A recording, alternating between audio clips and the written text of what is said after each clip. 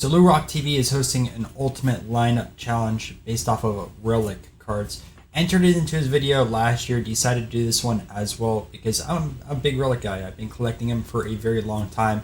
And anytime I go to a card show and I try to pick up a Hall of Fame or a Chief to upgrade what I have in my collection, I do so. And I thought it'd be fun to have a twist on my video response. So instead of choosing the best players, I decided to go with the earliest MLB debut for each player. And yeah, this is my lineup, and I'm gonna go on my computer right now and share that team with you guys.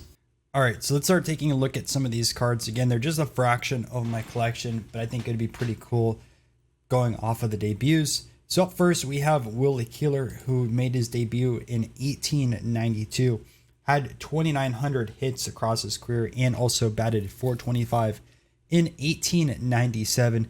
Keeler will be playing right field. And speaking of 1897, this shortstop made his debut that year. That is Honus Wagner. It was in the first Baseball Hall of Fame class, legend of the game. We all know how expensive his T206 card is.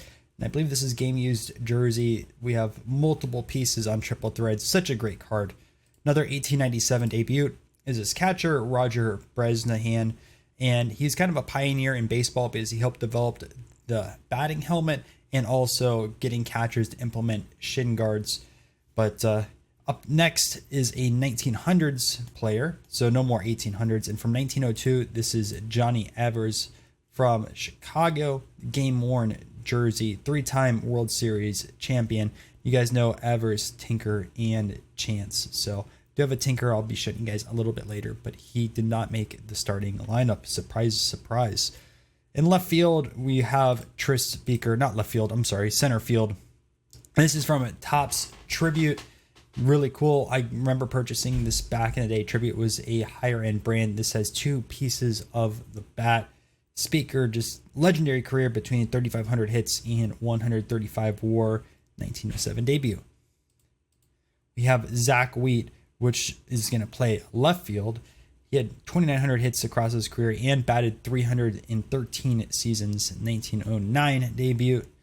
In first base, we have George Sisler. I have two of these cards. I ended up picking up a second one at the Fenway card show, which is pretty cool because it's numbered to 25. 5 pieces of bat from Topps Sterling, which is such a great brand for Relic cards. Now, Sisler batted 400 twice, which is so tough to even hit 400 once. Hit 2 times in his career. Next, we have a lower-end Hall of Famer, which is Fred Lindstrom. Now, it was hard for me to find a good third baseman from the early 1900s. However, John McGraw and Babe Ruth said Lindstrom was one of the best at his position. Unfortunately, injuries did derail his career quite a bit, but at the time, people really looked up to him, and he ended up making it the Baseball Hall of Fame. Starting pitcher is Herb Pennock. Now, Pennock served in World War I during his career. He actually was in the Navy. He was also a 3-time champion. This is a nice game-used swatch right there as home plate. Now, we have 2 other pitchers I wanted to mention as well. We have Satchel Paige, Negro League's greatest pitcher. Really cool game used right there. And then also Dizzy Dean, who had a really great run, kind of like Koufax, hurt his arm, and then he became a legendary broadcaster.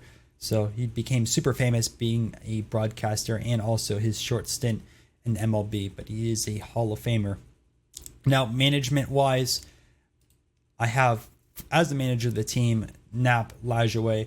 Now, what's kind of cool about Nap Lajoie is he had a team named after him, the Cleveland Naps, which then became the Indians and then the Guardians.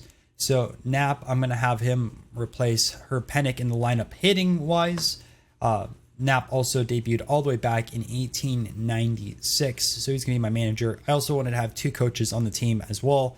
So I have Casey Stengel. People know him as like a Yankees manager, but between as a player and manager, won 9 World Series championships.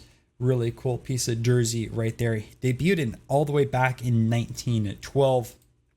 And then Bucky Harris, another legendary manager, won his first championship at the age of 27, made his debut all the way back in 1919. So here's the bench. These positions were already filled by players that were earlier, but these are still some pretty early relics in the scheme of things. First, we have Eddie Collins. Well, actually, no, we don't have Eddie Collins. We have first is Joe Tinker, which was 1902. Remember the Tinkers, the Evers, the Chance combination. Then we have Eddie Collins. And Eddie Collins had 3,300 hits, a 142 OPS plus across his career. And finally, we have Harry Hillman, who almost hit 400 4 times. I believe he hit it once, but was in the 390s 3 other times across his career. Another was National Treasure cards. So, yeah, that's my lineup. We have some extra relief pitchers. We have management, bench players, and our starting 9. Really, really cool. And it was a fun project to go and see, actually, like research the years on a lot of these players. Probably like 20 or 30 other players / cards that were early pre-war, between anywhere from like 1910s to 1930s. I mean, I couldn't use Jimmy Fox, I couldn't use Hornsby, I couldn't use Mel Ott, and there was a lot more as well. Really famous players. Like I couldn't use Ted Williams or Joe DiMaggio, who both debuted in the 30s, or Bob Feller. But besides that, it was really fun video. I'm glad I was able to make it. And LouRok, man, keep up with the good ideas.